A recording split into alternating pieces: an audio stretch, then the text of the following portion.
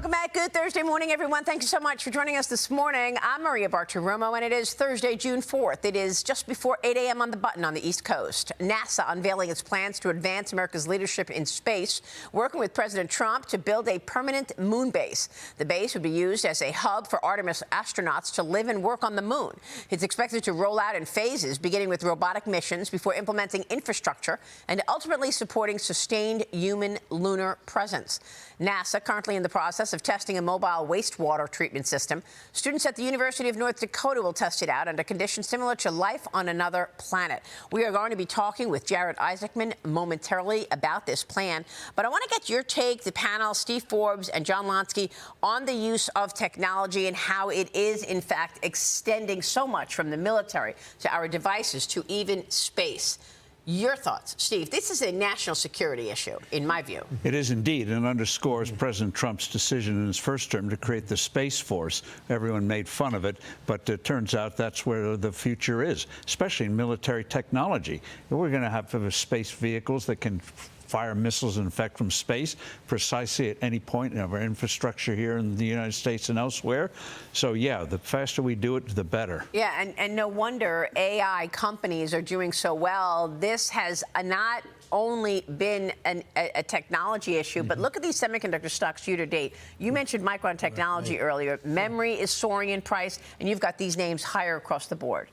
And it tells us that there's quite a future ahead for technology, for AI, and it's going to improve our living standards, and it'll make us more productive. I'm not so certain that AI is going to permanently destroy all these jobs, that we're going to have a smaller workforce than otherwise. I think it's going to make each of us more productive. And the nice thing for those of us who are getting older, imagine getting drugs in a week instead of 10 or 12 years. I'm all for it. That's unbelievable. Look at these stocks, by the way. Micron up 250% just year to date. Sandex is up 630% year to date. Semiconductors on fire. Joining me now in this Fox Business exclusive is NASA Administrator Jared Isaacman. Jared, thanks very much for being here this morning. Congrats on all you're doing. What more can you tell us about this in terms of this innovation and your plans to actually have our astronauts have a place to be on the moon right now? Well, I'll tell you, it's an incredibly exciting time at NASA, and I'd love to take credit for the plan, but the credit actually goes to President Trump. On my first day on the job, he signed a national space policy. It said pick up where Apollo 17 left off, return American astronauts to the surface of the moon, but this time to stay, to build the enduring presence, to master the skills for where we inevitably go next, which is Mars, and we're well on our way. Just last week, we announced the first awards of many, because we're going to be landing on the moon robotic, uncrewed on a near monthly cadence. So it's going to take the contributions from across industry. So we announced the first two lander rovers, actually. So these are going to be autonomous and crewed. So someday in the not too distant future, when Artemis 4 returns NASA astronauts to the surface of the moon, they're going to have a couple lunar dune buggies waiting for them. Yeah, I mean, that's unbelievable, Jared. I know you want to return to the moon before the president's finish for the term, this second term, but China also wants that. And I spoke with President Trump about it, and I wonder what you have to say in terms of where China is. They're pretty close to us, aren't they? Do you believe that the U.S. will beat China to the moon, to the return? So I do believe that, and you know, it's great to have the support of President Trump. I spoke to him twice last week. I spoke to him after he returned from his trip from China on this subject itself. Now, America is obviously incredibly advantaged. We've been to the moon before. We did it many times during the Apollo era. We're going back, but we're doing it different this time. We're going back to, of course, build the moon base itself. Now, I would say in terms of constructing the moon base, we're very advantaged. Investments made in years past in what we call our CLIPS program allows us to scale up mass to the surface of the moon. Lots of landers, lots of rovers, test all the things we're going to need to understand from power, communications, navigations. We're very advantaged in terms of building the moon base. When it comes to putting the boots on the moon itself, well, that's a space race. It's going to be very close. I would say our timing right now is before the end of 2028. The Chinese have said they're going to put their technauts on the moon before 2030. That means sometime in 2029. It means this race is going to come down to months, not years. So are you seeing any evidence that China could surprise us and beat us to it?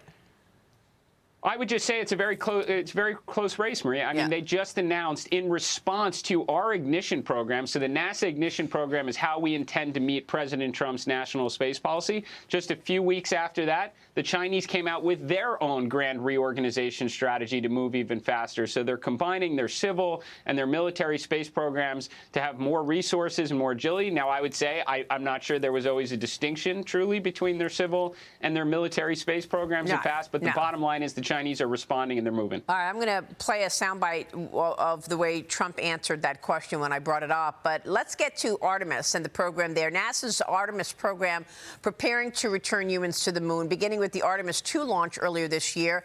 That was the first crewed Artemis flight, marking a key step forward in the return to the moon while building a foundation for future crewed missions to Mars. Jared, tell us about Artemis program and where it stands after Artemis 2 and its success. Artemis 2 was a great success. I mean, contributions from the best and brightest across NASA, not to mention 4 outstanding astronauts that brought the whole world with us on this journey. What are we doing now? We're getting ready for Artemis 3. We're already taking delivery of a lot of the hardware to build another rocket, just like you saw in that video for that Artemis 2 flew into space. We're going to start stacking that rocket this summer. We're going to do wet dress tests before the end of the year. Now, the objective of Artemis 3 is not to go around the moon. The objective is very akin to Apollo 9, where we're going to put the Orion spacecraft in Earth orbit. We're going to rendezvous it with both lunar landers, so one from Blue Origin, one from SpaceX, test out the interoperability of the lander, get very comfortable with it in 2027 in advance of 2028, where we'll take one of those landers to the surface of the moon on Artemis 4. Yeah, that was incredible. What the plan was in terms of the Artemis 2. You walked us through that before the launch. And for Artemis 2, there were 3 U.S. astronauts and 1 Canadian astronaut. And you watched that go around the moon. They were in space for 10 days in that tiny space aircraft. What can you tell us about what they told you when they got back? Well, we've debriefed with them extensively. First of all, I'll tell you, they are so thankful for the opportunity. I mean, you know, their eyes, you know, have seen things that we haven't been, you know, that haven't been, you know, ever seen before in terms of the far side of the moon and certain of their some of their scientific observations. They felt incredibly fortunate to be there, knowing, as they like to describe, you know, they're carrying the baton. You know, that is the first leg in a relay race here, which is it's incredibly hard to go to the moon. It's very hard to go, to stay, to build an enduring presence. Yeah. They were one important step on that journey. Now they are passing off all their learnings, everything that went really well in the Orion spacecraft, the things that didn't go so well. I mean, you know, we learn every time on this, and that's getting rolled into fixes for Artemis 3, and that knowledge is being passed off the Artemis 3 crew. Well, that was 8.8 million pounds of propulsion and a thrust moving at 25,000 miles an hour. But what happened last week, Jared? A new Glenn rocket belonging to Jeff Bezos' Blue Origin exploded last week during an engine firing test. The failure wiped out plans for an early June launch and destroyed the rocket and damaged the Cape Canaveral launch pad. Blue Origin said it hopes to put another rocket up by the end of the year. Jared, how do you see it? I know you surveyed the damage. So that's correct, and I'll tell you, we are doing everything we can to support, you know, Blue Origin, their new Glenn program, their lander that we need for the lunar surface. This is a whole government response. The U.S. Space Force, General Saltzman, directed a lot of resources there that were on site because the explosion happened on the on the Cape Canaveral Space Force Base, which is adjacent, obviously, to Kennedy Space Center.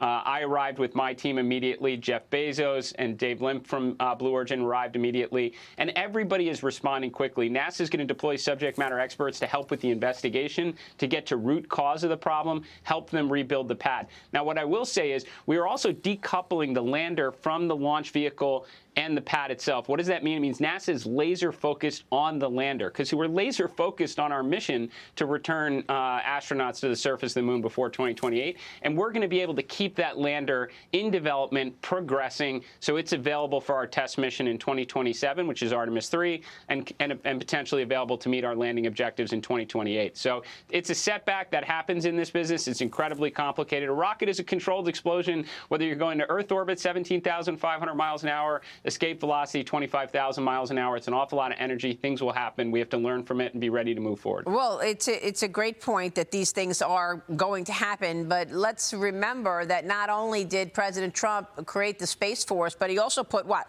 $10 billion in the big, beautiful bill? So you've got the resources to do what you need to do, and you're talking about building a space nuclear reactor on the moon. Elon Musk is talking about building data centers on the moon. If you have a nuclear reactor, it could reduce travel times into space, including missions to Mars. And I want to get your take on that. Here's President Trump when I asked him if, in fact, China will beat us. Watch this. One of my greatest achievements, I think, will be the fact that I started Space Force, because we were losing to Russia and China, and now we're way ahead of them. And we're going to beat China to the moon. I think so. Look, we already did many years ago. You know, maybe they'll get lucky. They'll send a ship up or something. Maybe they'll get lucky, he said. Well, we're not going to depend on luck. We're going to take all of the resources, including that $10 billion, one-time plus-up that came from the Working Family Tax Cut Act. That was President Trump's signature legislation. We're going to take a national space policy. We have bipartisan support from across Congress, and we have the best and brightest between NASA and our industry and industrial partners. We have the resources to achieve this objective and do so before the end of President Trump's term. And again, not just for the flags and footprints, but to build the base, to master the skills, to leverage nuclear power and propulsion, like you said. We're building SR-1 Freedom so that someday we can send American astronauts to the surface of Mars and bring them back home safely to tell us about it. Well, this is incredible, really, the innovation underway. So thank you for that. I mean, and NASA officially also declared the Mars Maven spacecraft dead after months of radio silence in space. The first mission devoted to observing Mars officially coming to a close after 11 years in orbit. Jared, what can you tell us there? Well, I'd say that's not unexpected. I mean, whenever we put satellites into space, especially deep space, it's an incredibly harsh environment. There's radiation that's out there. There's micrometeoroids and orbital debris that can cause damage. There's only a finite amount of life for some of these. The good news is what comes next is already in works. So we have now the Mars telecommunication orbiter contract that's out. Industry has responded to it. There's a lot of companies that want to build the eyes and ears for the moon. There's a lot of companies that want to build the eyes and ears for Mars. So Maven's replacement is in works. Well, we were talking yesterday with Kathy Wood, who, of course, is a big investor in SpaceX. She's very happy that the company's about to go public. And she was talking about Starlink and the importance of Starlink to government, Jared. What can you tell us about that? Because the U.S. has been increasingly relying on Elon Musk's Starlink. Well, I would just say, I mean, Starlink is a capability that's important not just for the United States government, for really humanity. I mean, I think access to information is foundational to solving many of the world's problems. You know, it's very hard to run fiber across, oceans and deserts. You know, there are a lot of disconnected people around the world that are being connected. So aside from its benefits to humanity right now, of course, it has great benefits, to the United States government when it's connectivity on our ships, on airplanes. They have a completely separate constellation that serves national security work. It's certainly helpful for NASA when we start thinking about optical communications for, say, Artemis 3. But there are many others working on it. I mean, I was just in a briefing not that long ago where it was described we are in the platinum age of orbital connectivity, and it's going to be immensely helpful for what we do on the lunar base. Wow, that is incredible. Jared, thanks very much for the update. Good to see you. Great. It's always a pleasure, Maria. Thank you. Jared Isaacman joining us. Stay with us. We'll be right back.